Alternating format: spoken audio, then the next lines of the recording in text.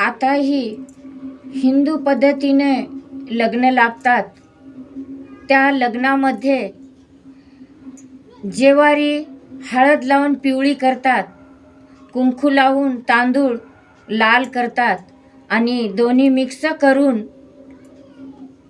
अक्षदा म्हणून सर्व पाहुण्या रावण्याला वाटतात आणि ते अक्षदा नवरी नवरदेवावर वर्षाव करतात.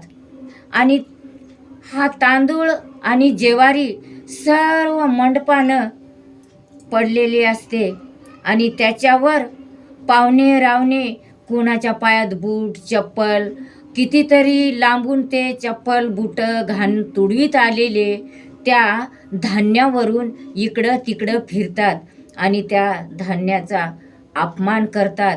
आणि आपलं जीवन जेवारी तांदूळ याच्यावर आपलं जीवन आहे आणि एवढं श्रेष्ठ अन्नाला तो पायाखाली तुडवितात. तर हे पद्धत बंद व्हायला पाहिजेत, बंद करायला पाहिजेत आणि नवरी नवरदेवावर फुलाचा वर्षाव करायला पाहिजेत.